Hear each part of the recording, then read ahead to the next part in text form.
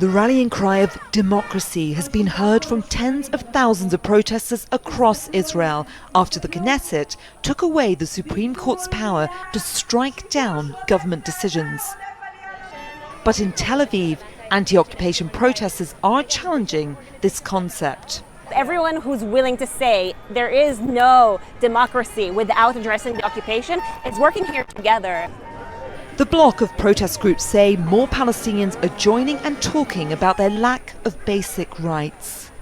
Words like apartheid are starting to enter the general mainstream conversation, and even leadership that are very classic Zionists are talking in these terms of a regime, you need a regime change. It's not just about democracy, it's more about settlements or settlers' coup. Now you can see that the settlers are in the Knesset. You have ministers in the Knesset who live in settlements.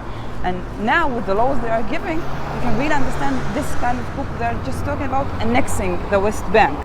Some Palestinians wear pictures of watermelons, the same colour as a Palestinian flag, where waving one can lead to arrest. This anti-occupation bloc challenges the idea that Israel is a democratic state. They say so long as Palestinians are denied their full rights, inequality and democracy cannot exist together.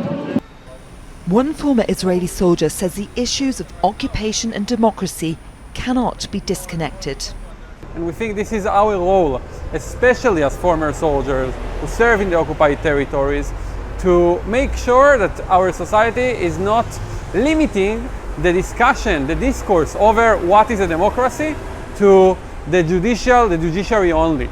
A constitutional law professor says between 1948 and 1992, Israel appeared like a democracy with free elections, but lacked respect for the rights of Palestinians.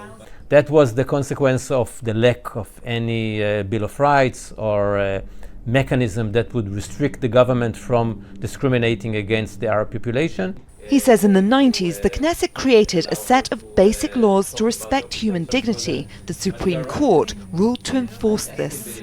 The court is empowered to review both governmental actions and acts of the Knesset to make sure that are in line with this commitment. But many here say with no upper house of the Knesset, fewer checks and balances from the Supreme Court, and a lack of protection of basic laws, the soul of democracy is being eroded. While many Palestinians here say their rights and dignity have never been respected, and the basic laws supported by the Supreme Court have not served to protect them. Laura Khan, Al Jazeera, Tel Aviv.